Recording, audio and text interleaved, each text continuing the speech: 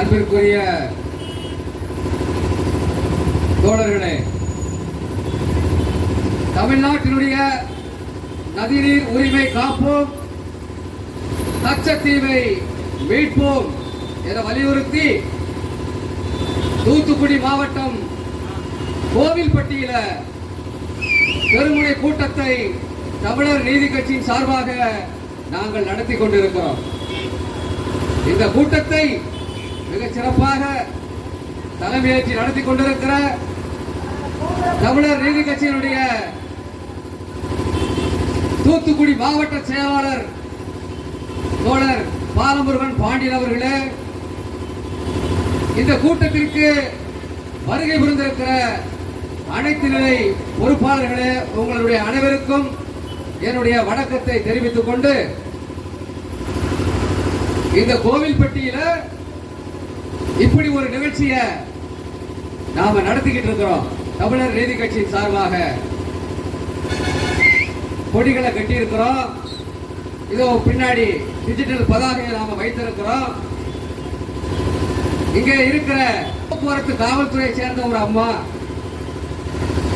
தமிழர் நீதி கட்சியினுடைய இந்த தெருமுனை கூட்டம் எந்த இடையூறும் இருக்கக்கூடாது என்று பெரும் சிரத்தையோடு அங்கு இங்குமாக ஓடிக்கொண்டிருக்கிறார்.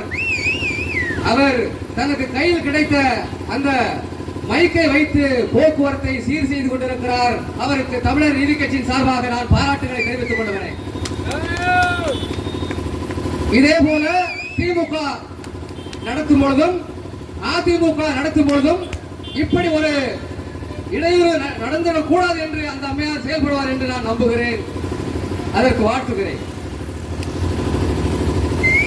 தமிழர் நீதி கட்சியானது தமிழ்நாட்டினுடைய நலன்களுக்காக, தமிழ்நாட்டு மக்களின் உரிமைக்காக போராடி கொண்டிருக்கிற ஒரு அமைப்பு.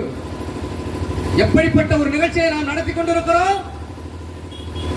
தண்ணீர் இல்லைங்க, 4 மாவட்டத்திற்கு தண்ணீர் இல்லை. ஒரே ஒரு நதி வந்தா அந்த பிரச்சனை சரியா போயிடும். அது எந்த நதி? செண்பகவல்லி நதி. நமக்கு வரக்கூடிய தண்ணீர் கேரள மாநிலத்திற்கு போகிறது. ஒரு சின்ன உடைப்பு தாங்க அது. அந்த உடைப்பு ஏற்பட்டு நம்முடைய முந்தைய ஆட்சியாளர்கள் எல்லாம் அதை சரி செய்ய வேண்டும் என்ற எண்ணத்தோடு செயல்பட்டார்கள். ஆனால் கேரள அரசு இன்று வரை அடாவடித்தனம் செய்து கொண்டிருக்கிறது. நமக்கு வரக்கூடிய தண்ணீர் உரிமையை பறித்து அவர்கள் நமக்கு எந்த உரிமையும் வந்துவிடக் கூடாது என்று தெளிவாக இருக்கிறார்கள். இப்படி காவிரி நதிநீர் உரிமை கர்நாடக அரசு தமிழ்நாட்டினுடைய அரசை கேட்காமல் அணையை கட்டுகிறான், தடுப்பணையை கட்டுகிறான். தமிழ்நாடு அரசு மேல்முறையீடு செய்கிறது. கர்நாடக அரசுடைய அந்த ஏதாச்சரிக போக்கை கண்டிக்கிறது. ஆனாலும் அவர்கள் என்ன செய்தார்கள்? தமிழ்நாடு அரசெல்லாம் எங்களுக்கு ஒரு அரசா? இப்படி சுத்தி இருக்கிற மாநிலங்கள் எல்லாம் நம்முடைய உரிமைகளை பறித்துக் கொண்டிருக்கிறது. நாங்கள் அந்த உரிமைகளை கேட்டு இன்றைக்கு போராடி கொண்டிருக்கிறோம், பேசிக் கொண்டிருக்கிறோம். அதனால்தான் இந்த திருமண கூட்டமானது முக்கியத்துவம் வாய்ந்த கூட்டம் தமிழர்களுக்கு. இதை இடையூறு ஏற்படுத்தும் விதமாக நடக்கக்கூடாது என்று நான் சொல்லிக் கொள்ள விரும்புகிறேன். என்ன செய்ய வேண்டும்? இன்றைக்கு எனக்கு முன்னால் பேசினவர்கள் எல்லாம் சொன்னார்கள், தமிழ்நாட்டினுடைய நதிநீர் உரிமைகள் எப்படியெல்லாம் பாதிக்கப்பட்டிருக்கிறது, எப்படி காவிரி நதிநீர் உரிமை பறிபோனது, எப்படி செண்பகவல்லி நதிநீர் உரிமை பறிபோனது என்றெல்லாம் பேசினார்கள். கச்சத்தீவு, இந்த கச்சத்தீவு நம்ம பேசினாலே தமிழ்நாட்டு மக்களுக்கு சிரிப்பாகி விடுகிறது. ஏனென்றால் இந்த ஆட்சியாளர்கள் தன்னுடைய தேர்தல் அறிக்கையில எங்காவது ஒரு மூலையில கச்சத்தீவை மீட்போம் என்ற ஒரு அறிக்கையை வெளியிட்டுருவாங்க. அந்த அதோடு சரியா போச்சு. அதை மீட்பதற்கு நடவடிக்கை எடுப்பார்கள் என்றால் இல்ல. சட்டமன்றத்தில் நாடாளுமன்றத்தில் குரல் கொடுப்பார்கள் என்றால் இல்ல. மாறாக என்ன செய்து கொண்டிருக்கிறார்கள்? தமிழ்நாட்டினுடைய உரிமையை பற்றி அவர்களுக்கு அக்கறை இல்லை. தங்களுடைய பாக்கெட் நிறைந்தால் போதும், கனிம வளத்தை கொள்ளையடித்து சம்பாதித்து அடுத்த தேர்தலுக்கு இவர்கள் பாக்கெட்டை நிரப்புகிறார்கள். தமிழ்நாட்டில் உரிமை பற்றியவர்களுக்கு அக்கறை இல்லை. ஆகவேதான் நாம் பேச வேண்டிய சூழ்நிலை ஏற்படுகிறது. கச்சத்தீவுனா என்னங்க? அது தமிழ்நாட்டோடு இருந்த ஒரு பகுதி. தமிழ்நாட்டிற்கும் இலங்கை தீவிற்கும் நடுவில் இருக்கக்கூடிய ஒரு பகுதி.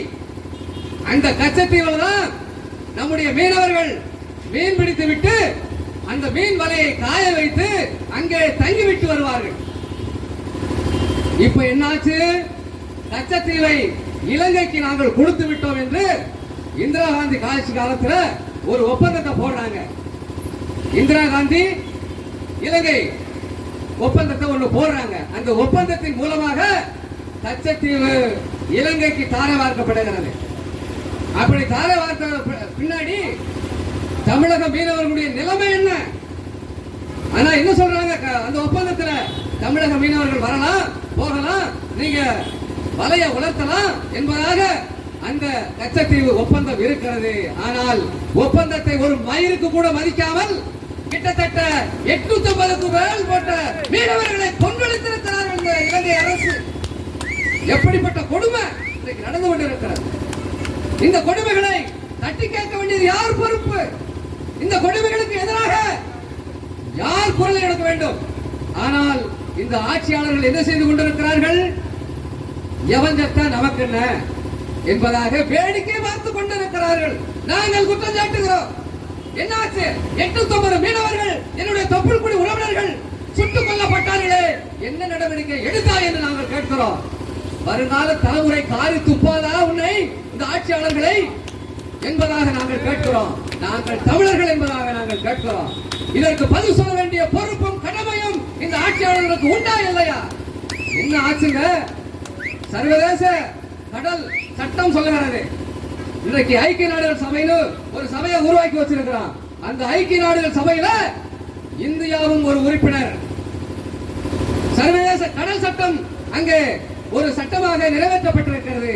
அந்த சட்டம் சொல்லுகிறது, 2 நாடுகளுக்கும் இடையிலான அந்த கடலுடைய அந்த பிரச்சனைகளை எப்படி தீர்ப்ப என்றால், அந்த எல்லைகளை எப்படி வரையறுப்பா என்றால், அந்த நாட்டிற்கும் இந்த நாட்டிற்கும் சமமாக சம பங்காக இருக்கக்கூடிய எல்லை கோடுகள் தான் இதற்கு தீர்வு என்று சர்வதேச கடல் சட்டம் சொல்லுகிறது. அப்படி பார்த்தால் கச்சத்தீவு யாருக்கு சொந்தம்? தமிழ்நாட்டிற்கு சொந்தம் இல்லையா? தமிழ்நாட்டின் அருகே இருக்கக்கூடிய இந்த கச்சத்தீவு தமிழ்நாட்டிற்கு சொந்தம் இல்லையா? இதை கூட சொல்வதற்கு உங்களுக்கு துப்பு இல்லையா? இந்த ஆட்சியாளர்களுக்கு துப்பு இல்லையா? உரிமையை கேட்பதற்கு உங்களுக்கு துப்பு இல்லையா என்று நாங்கள் கேட்கிறோம். தமிழர்களாகிய நாங்கள் கேட்கிறோம். இந்த தமிழ்நாட்டில் உரிமையை நாங்கள் கேட்கிறோம். என்னங்க நாட்டில் கொடுமையாக நடந்து கொண்டிருக்கிறது?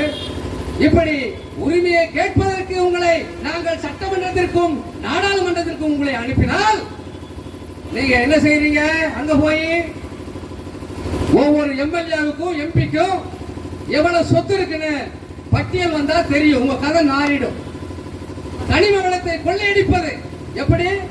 இவன் அதிகாரத்துக்கு அனுப்புறது நமக்கான உரிமைகளை கேட்பதற்கா? நமக்கான உரிமைகளை சட்டமன்றத்திலே குரல் கொடுப்பதற்கா? இல்ல நம்ம நாட்டுடைய கனிமவளத்தை கொள்ளையடிப்பதற்கா? இதெல்லாம் உங்களுக்கு தெரியாதா? நாளைய தலைமுறை என்ன செய்யும்? உங்களை காரி துப்பாதா? இந்த நாட்டில் தானே உங்களுடைய வாரிசுகள் வாழ போகிறார்கள். வாழ தகுதியற்ற நாடாக இந்த தமிழ்நாட்டை ஆக்கிவிட்டு என்னடா மயில புடுங்கிறது ஆட்சி நடத்த என்பதாக நாங்கள் கேள்வி கேட்க வேண்டுமா வேண்டாம்?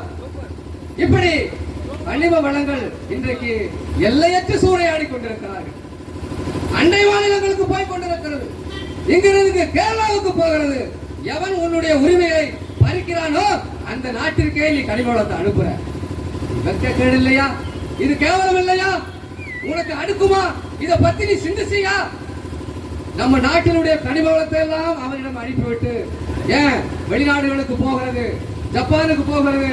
நம்ம நாட்டுடைய கனிம வளம் எப்படியெல்லாம் இந்த நாட்டினுடைய வளத்தை ஊரானுக்கு ஊர் நாட்டுக்கு அங்கங்கே கொள்ளை அனுப்பிவிட்டு என்னடா செய்ய போற?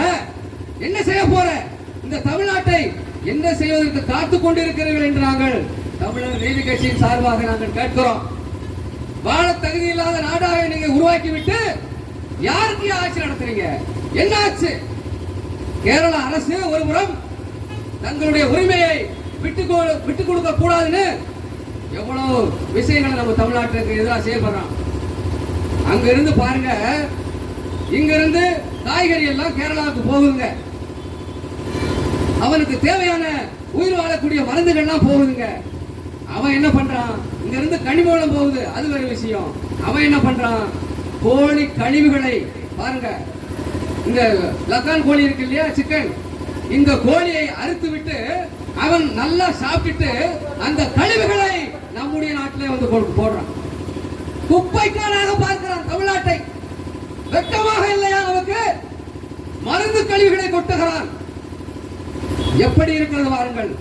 ஆனா செக் போஸ்ட் வச்சிருக்காங்க. அங்க கேரளா நாட்டிற்கும் தமிழ்நாட்டுக்கும் இடையில ஒரு செக் போஸ்ட் இருக்கு. அங்க இருக்கக்கூடிய அந்த பாதுகாப்பு பணியில இருக்கக்கூடியவர்கள் என்ன செய்கிறார்கள்? நான் விசாரித்த வகையில ஒரு கனிம வளத்துடைய அந்த வண்டி போச்சு அப்படின்னா இவ்வளவு தொகை, அங்கிருந்து குப்பை வந்துச்சுன்னா இவ்வளவு தொகை. டேய், பணத்தை கொடுத்து அவனை கொள்ளையடிக்க வச்சுட்டு அந்த நாட்டுக்கு எல்லா சௌகரியம் பண்ணி விட்டுட்டு தமிழ்நாட்டை பத்தி சிந்திச்சியா நீ? குப்பைக்காடாக மாற்றி இருக்கிறார்கள் தமிழ்நாட்டை. ஒருபுறம் கர்நாடக அரசு இன்னைக்கு எங்க வரைக்கும் வந்துட்டான்? ஒகேனக்கல் என்னுடைய நாடுன்றான், அந்த எல்லையை சொல்றான். ஒருபுறம் ஆந்திர அரசு பாலாறு கர்நாடகாவில் உற்பத்தியாகி ஆந்திராவுக்கு வந்து தமிழ்நாட்டுக்கு வருதுங்க பாலாறு. கிட்டத்தட்ட வட மாவட்டங்கள் 4-5 மாவட்டங்களுடைய தண்ணீர் தேவையை பூர்த்தி செய்கிற பாலாறு இன்னைக்கு என்னாச்சு? ஆந்திராக்காரன் அங்க ஒரு தடுப்பணையை கட்டிட்டான். தமிழ்நாட்டுக்கு வரக்கூடிய தண்ணி இனி வராது. வட மாவட்டங்களுக்கும் தண்ணி கிடையாது, தென் மாவட்டங்களுக்கும் தண்ணி கிடையாது. என்ன ஆச்சு? என்ன ஆகும்? நாளைக்கு இப்பவே வறட்சியான மாவட்டங்களாக உருவாகி இன்றைக்கு விவசாயம் செய்யக்கூடிய விவசாயிகள் நிலத்தை ரியல் எஸ்டேட்டுக்கு வித்துட்டு போறானா இல்லையா? நாளைக்கு சோத்துக்கு என்னடா செய்வ? வெளிநாடுகள்ல இருந்து இறக்குமதி ஆச்சு அப்படின்னா அடிமை ஆயிட மாட்டியா நீ? ஏற்கனவே பிரிட்டிஷ்காரனிடம் 300 ஆண்டுகள் அடிமையாக இருந்த, அதற்கு முன்னாடி படையெடுத்து வந்த விஜயநகர பேரரசிடம் கிட்டத்தட்ட 400 ஆண்டு அடிமையா இருந்த, வந்தவன் போனவட்டெல்லாம் அடிமையா இருந்த, உன் காலத்துக்கே அடிமையா இருக்கணும் விருப்பப்படுறியா? காலத்துக்குமே அடிமையா இருக்கணும்னு விருப்பப்படுறியா? அடிமை தலையிலிருந்து நாம் விலக வேண்டும் என்று தானே சுதந்திரத்துக்காக போராடி சுதந்திரம் பெற்றோம். இன்னைக்கு மீண்டும் ஒரு அடிமை நிலையை நோக்கி நாம் நகர்ந்து கொண்டிருக்கிறோம் என்கின்ற ஒரு உண்மையை இந்த தமிழ் சமுதாயம் புரிந்து கொள்ள வேண்டும். நாங்க இந்த நோட்டீஸ்களை கொண்டு போய் கடைக்கு கொடுத்தோம், மக்கள்கிட்ட கொடுத்தோம். இந்த மாதிரி தமிழ்நாட்டினுடைய நதிநீர் உரிமையை காப்போம், லட்சத்தீவை மீட்போம் என்கின்ற தலைப்பில் வச்சு நாங்கள் கொடுக்கும் போது அவர்கள் சொன்னார்கள், இதெல்லாம் நடக்கக்கூடிய காரியமா? வெறும் பேச்சிலையும் எழுத்துலையும் தான் இருக்குது. எத்தனை ஆட்சி மாற்றங்களை நாங்க சந்திச்சிட்டோம், ஆனா ஒன்னும் நடக்கலையே என்பதாக விரக்தி அடைந்து பேசினார்கள் மக்கள். அந்த அளவுக்கு விரக்தி அடையக்கூடிய அளவிற்கு இந்த ஆட்சியாளர்கள் இந்த ஆட்சியை நடத்தி கொண்டிருக்கிறார்கள். அவர்களுக்கு என்ன தெரியுமா? இப்போ நாங்க இந்த திருமண கூட்டத்தை போடுறோம் தமிழர் நீதி கட்சி சார்பா. பாருங்க, ஒரு 10-15 பேர் இருக்கிறோம், எல்லாமே பொறுப்பாளர்கள். ஆனா என்ன சொல்லுவான்? கூட்டத்தையே காணும். இதெல்லாம் யாரு? மக்கள் பெருந்திரளாக இருந்து கவனித்துக் கொண்டிருக்கிறார்கள். ஆனா இந்த திராவிட கட்சிகள் என்ன செய்யுது தெரியுமா? 200 ரூபாங்க ஒரு ஆளுக்கு. கூட்டத்தை கூட்டி வந்து அவங்க என்ன கட்சியில இருப்பாங்கன்னே தெரியாது. இன்னைக்கு திமுகவுக்கு போவான், நாளைக்கு அதிமுகவுக்கு போவான், நாளை கழிச்சு மதிமுகவுக்கு போவான், அதுக்கு நாளை கழிச்சு என்னென்ன கட்சியோ இருக்கு அந்த கட்சிக்கெல்லாம் போவான். அந்த வேலையே இருக்கக்கூடாது. நீ உளப்பூர்வமாக தமிழ்நாட்டினுடைய விடுதலைக்காக, தமிழ்நாட்டினுடைய உரிமை காப்பதற்காக தமிழர் நீதி கட்சிக்கு வா, இல்லைன்னா வராம போ. உனக்கு அக்கறை இருந்தா வா. இதுதான் தமிழர் நீதி கட்சி. எங்களுடைய செந்தமிழ் போராளி தோழர் சுபா இளவரசன் இப்படித்தான் எங்களுக்கு அரசியல் கற்றுக் கொடுத்திருக்கிறார் என்பதை புரிந்து கொள்ள வேண்டும். கூலிக்கு மாரடிக்கிற கூட்டம் அல்ல இந்த தமிழர் நீதி கட்சி. உண்மையாக இந்த தமிழ்நாட்டின் உரிமைக்காக போராடுகிற ஒரு கட்சி தான் இந்த தமிழர் நீதி கட்சி.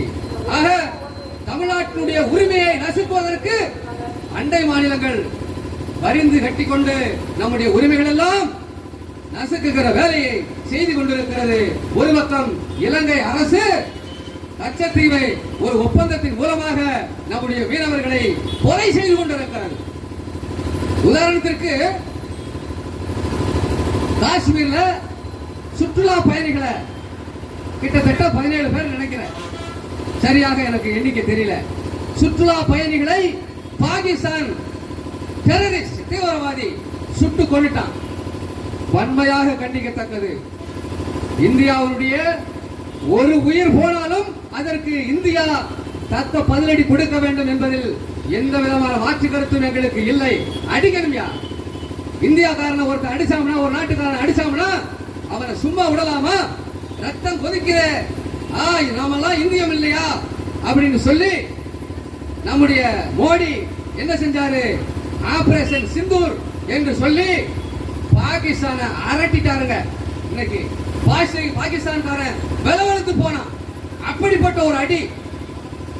ஆபரேஷன் சிந்தூர் என்று பிரதமர் மோடி அவர்கள் ஒரு மிக துணிச்சலான ஒரு வேலையை செய்தார். நாங்க என்ன கேட்கிறோம்? 17 பேர் உயிரை பாகிஸ்தான் கொன்னதுக்கு நீ பாகிஸ்தான் மீது படையெடுத்தாயே, அவர்களை அடித்தாயே. 850 மீனவர்கள், தமிழக மீனவர்கள் சுட்டுக் கொல்லப்பட்டிருக்கிறார்களே. எங்கேயாவது இலங்கையை நீ ஒரு மிரட்டல், ஒரு அறிக்கை விட்டிருப்பையா? நாங்களும் இந்தியாக்குள்ள தானே இருக்கிறோம், நாங்க இந்தியர் தானே, எங்களுக்கும் பிரதமர் மோடி தானே, இல்ல வேற ஆளா? எங்களுக்கு பிரதமர் வேற ஆளா சொல்லுங்க, நாங்க கேட்கல. இப்படி தமிழ்நாட்டினுடைய மீனவர்களை இத்தனை பேர், ஆயிரக்கணக்கான பேர்களை சுட்டுக் கொண்டிருக்கிறார்கள். என்ன நடவடிக்கை எடுத்தீர்கள் மிஸ்டர் மோடி அவர்களே? ஆனா என்ன சொல்றீங்க? காங்கிரஸ் கட்சி தானே தாரவார்த்தான், எங்களுக்கு அதுக்கு என்ன சம்பந்தம் இருக்குது? காங்கிரஸ் கட்சி காலத்தில் தானே தாரவார்க்கப்பட்டது என்று மீண்டும் மீண்டும் அதையே சொல்லிக் கொண்டிருக்கிறீர்கள். என்ன தீர்வு? தீர்வை நோக்கி நகர வேண்டாமா? ஒரு சின்ன புள்ள பூச்சிங்க இந்த இலங்கை அரசு. ஒரு இந்தியாவுடன் ஒப்பிடும் பொழுது ஒரு சின்ன புள்ள பூச்சி எவ்வளவு வேலையில பண்ணிட்டு இருக்கான். 850 மீனவர்களை சுட்டு கொலை செய்திருக்கிறான். கச்சத்தீவை அவன் கச்சத்தீவு பக்கமே வரக்கூடாது என்று அவ்வளவு கவனமாக இருக்கிறான். அவருடைய அந்த ஒப்பந்தத்தையும் மீறி செயல்பட்டு கொண்டிருக்கிறான். மத்திய அரசு என்ன செய்து கொண்டிருக்கிறது? இதற்கு விரைவாக ஒரு தீர்வை எட்ட வேண்டும். இல்லை என்று சொன்னால் தமிழர் நீதி கட்சி மிகப்பெரிய அளவிலான போராட்டத்தை ஒருங்கிணைக்கும் என்று இந்த நேரத்தில் நான் எச்சரிக்கையோடு சொல்லிக் கொள்ள விரும்புகிறேன். போர் தொடுத்திருக்கணும்ல, உங்களுடைய அந்த நியாயத்தின்படி இலங்கை மீது போர் தொடுத்திருக்கணும்ல. 850 மீனவர்களுங்க இந்தியாவுக்குள்ளதான் நாங்க இருக்கிறோம். அவங்க சுட்டுக் கொள்ளும் போது இவன் எப்படி தெரியுமா தலைப்பு போடுவான் பத்திரிகையாளர்கள்? தமிழக மீனவர்கள் சுட்டுக் கொலை. நாங்க இந்தியாவுக்குள்ள இருக்கோமா இல்லையா? நீங்க தான் சொல்லணும். இதுக்கு மேல தமிழர் நீதி கட்சி இந்த கச்சத்தீவு விவகாரத்தை சும்மா விடாது. தமிழ்நாட்டினுடைய உரிமைகளை கேட்டு தொடர்ச்சியாக போராடி கொண்டிருக்கும். தமிழர் நீதி கட்சியானது தமிழ்நாடு முழுவதும் தன்னுடைய கிளைகளை நாங்கள் பரப்பி வருகிறோம். தமிழ்நாட்டினுடைய உரிமைக்காக தொடர்ச்சியாக நாங்கள் போராடுவோம் என்று இந்த நேரத்திலே சொல்லிக்கொண்டு நம்முடைய தூத்துக்குடி மாவட்ட செயலாளர் தோழர் பாலமுருகன் பாண்டியன் அவர்கள் பெரும் சிரத்தையோடு நடத்தினார். அடுத்தடுத்து எங்களுக்கு நிகழ்ச்சிகள் இருக்கிறது. அடுத்து தென்காசி மாவட்டம் கடையநல்லூர்ல இந்த திருமண கூட்டத்தை நடத்துவதற்கு தீர்மானித்திருக்கிறோம். அதே போல தஞ்சை மண்டலத்திலும் ஒரு கூட்டத்தை நடத்துவதற்கு தீர்மானித்திருக்கிறாங்க. அரியலூர் மாவட்டத்தில் தொடர்ச்சியாக இந்த திருமண கூட்டம் நடந்து கொண்டிருக்கிறது. அதாவது தமிழ்நாட்டினுடைய மக்களுக்கு முன் எப்போதும் இல்லாத அளவிற்கு கடுமையான நெருக்கடி வந்திருக்கிறது என்பதை நாம் புரிந்து கொள்ள வேண்டும். வட மாநிலத்தவர்கள் வருகை பெருமளவு இருக்கிறது. ட்ரெயின்ல ஏறினாலே அவனுடைய தொந்தரவு தாங்க. ட்ரெயினையே அவனுக்காக தான் விட்டுருக்காங்கன்னு நினைக்கிறேன். தமிழர்கள் நிம்மதியாக இந்த ட்ரெயின்ல போக முடியல. அந்த அளவிற்கு அவன் டிக்கெட் எடுக்கிறது கிடையாது. அந்த அளவிற்கு இந்த பாக்குகளை போட்டுட்டு புளிச்சு துப்பிக்கிட்டு இந்த வடமாநிலத்தவர்களுடைய வருகை தமிழ்நாட்டிற்கு அதிகரித்திருக்கிறது. அதை விட கொடுமை என்னவென்றால் கிட்டத்தட்ட 7 லட்சம் பேருக்கு இங்கே வாக்குரிமை கொடுக்கப்பட்டிருக்கிறது. இதெல்லாம் சாதாரண விஷயம் கிடையாது. ஓட்டுரிமை கொடுத்துட்டான். நாளைக்கு இன்னைக்கு எப்படி எங்கிருந்தோ வந்த கருணாநிதி குடும்பத்தினர் இன்னைக்கு தமிழ்நாட்டை ஆண்டு கொண்டிருக்கிறார்களோ, நாளைக்கு வட மாநிலத்தவர் தமிழ்நாட்டை ஆளுவான். எந்த விதமான மாற்று கருத்து கிடையாது. நமக்கு என்ன தெரியுமா, நம்ம சாதி சண்டை போட்டுக்கிட்டு இருப்போம். நான் இந்த சாதி, நான் அந்த வசந்த சாதி. நீ என்ன வசந்த சாதியா இருந்தாலும் உன்னை நீ ஆள முடியாதா ராசா. இன்னைக்கு வேறு மாநிலத்துக்கார ஆண்டு போயிருவான்.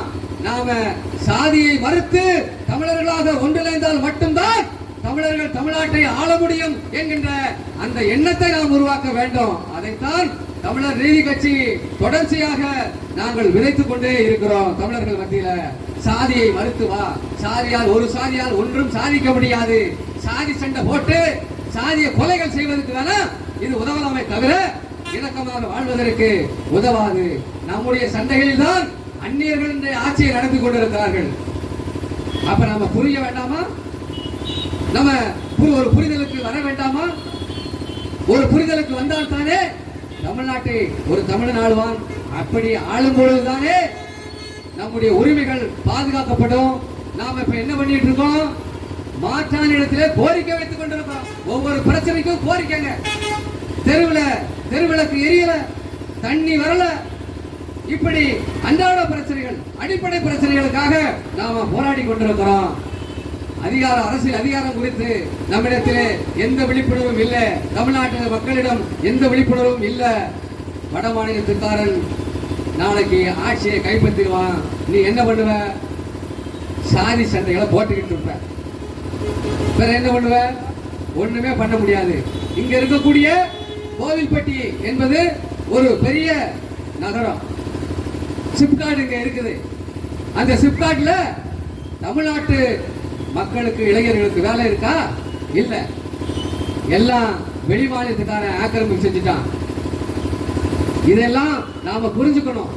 நாங்க இந்த நிகழ்ச்சியில ஒரு முக்கியமான கோரிக்கைகளை வச்சிருக்கிறோம். கோவில்பட்டி, தூத்துக்குடியில் இருக்கக்கூடிய சிப்காடுகள்ல தமிழ்நாட்டு மக்களுக்கு முன்னுரிமை கொடுக்கணும். தமிழ்நாட்டு மக்களுக்கு முன்னுரிமை கொடுத்து இங்க இருக்கிற அந்த இளைஞர்கள், படித்த இளைஞர்கள் வெளிநாடுகளுக்கும் வெளி மாநிலங்களுக்கும் வெளி மாவட்டங்களுக்கும் போகக்கூடிய நிலைமையை தடுத்து நிறுத்தணும். அப்படின்னா இங்க உள்ளூர்ல இங்க இருக்கக்கூடிய சிப்காடுகள்ல இது நம்முடைய வளம், இது நம்முடைய தண்ணீர் வளத்தை எல்லாம் பயன்படுத்திட்டு தான் இங்க இந்த தொழிற்பேட்டை உருவாகுது. அப்ப நம்ம என்ன செய்யணும்? இந்த அரசு இங்க இருக்கக்கூடிய மக்களுக்கு அந்த வேலை வாய்ப்புகள்ல முன்னுரிமை கொடுத்தால் தான் இங்கிருந்து வேறு மாவட்டங்களுக்கு போகக்கூடிய ஒரு சூழ்நிலைகளை தடுக்க முடியும். அப்படிப்பட்ட ஒரு கோரிக்கையை தமிழர் நீதி கட்சியின் சார்பாக நாங்கள் வைத்திருக்கிறோம்.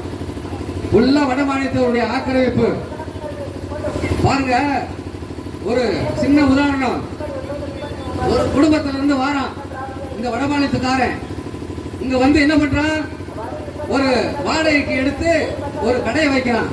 ஒண்ணு இல்லைங்க, ஒரு தெருவில் ஒரு பானிபூரியை போட்டுதான். நம்ம கலாச்சாரமே மாறி போச்சு. நம்ம பேபுள்ள பானிபூரி கடையில் தான் போய் இருக்கிறான். தவறு இல்லை, சாப்பிடலாம், அதெல்லாம் ஒன்றும் இல்லை. ஆனால் அடுத்தடுத்து அவர்கள் வளரும் போது நம்முடைய தமிழ்நாட்டு மக்களுடைய அந்த வணிகம் பாதிக்கப்படும். ஏற்கனவே ஆன்லைன் வர்த்தகத்தினால நம்முடைய வணிகர்கள் எந்த அளவுக்கு பாதிக்கப்பட்டிருக்கிறார்கள் என்று தெரியும். இந்த வட மாநிலத்தவர்களும் அங்கிருந்து வரும்பொழுது அங்கிருந்து நேரடியாக அவருடைய கொள்முதலை இங்க இறக்கிறாங்க. டெல்லி, குஜராத், ராஜஸ்தான் போன்ற மாநிலங்களில் இருக்கக்கூடிய அந்த ஹோல்சேல் இருக்கக்கூடிய அந்த பொருளை இங்க கடையை வாடகைக்கு எடுத்து நம்முடைய தமிழ்நாட்டு வணிகர்களுடைய வணிகத்தை, அதாவது அவருடைய வாழ்க்கையை சீரழிக்கக்கூடிய ஒரு நிலைமை இருக்கிறது. அதை நாம் புரிந்து கொள்ள வேண்டும். ஆகவேதான் தமிழர் நீதி கட்சி வடமாநிலத்தினுடைய வருகையை கட்டுப்படுத்த வேண்டும் என்று சொல்லுகிறது. வடமாநிலத்தவர்களுக்கு தயவு செய்து நான் சொல்லுகிறேன், வடமாநிலத்தவர்களுக்கு கடைகளை கொடுக்காதீங்க. அவர்கள் பிழைத்து விட்டு போகட்டும். நம்ம எந்த மாற்று கருத்து இல்லை. நாளைக்கு நீங்க என்ன பண்ணுவீங்க? இன்றைக்கு சூப்பர் மார்க்கெட்டு, வால்மார்ட் என்று பன்னாட்டு நிறுவனங்கள் இன்றைக்கு இங்க உள்ள வந்துட்டான். உள்ள வந்து நம்ம இருக்கக்கூடிய வணிகர்களுடைய அந்த ஒரு சிறு கடைகளை கூட ஒழிக்கக்கூடிய ஒரு நிலைமை இருக்குது. அதெல்லாம் நீங்க புரிஞ்சுக்கணும். அடுத்தடுத்து அவங்களுடைய வருகை வரும்பொழுது தமிழ்நாட்டு மக்கள், தமிழ்நாட்டு வணிகர்கள் இங்க எந்த கடையும் வைக்க முடியாத ஒரு சூழ்நிலை உருவாகிடும் என்று நாங்கள் தமிழர் நீதி கட்சியின் சார்பாக எச்சரிக்கிறோம். இந்த எச்சரிக்கையை புரிந்து கொண்டு தமிழர் நீதி கட்சிக்கு நீங்கள் ஒத்துழைப்பு கொடுக்க வேண்டும். நாங்கள் சும்மா வாயிட்டு பேசிட்டு போறவங்க அல்ல.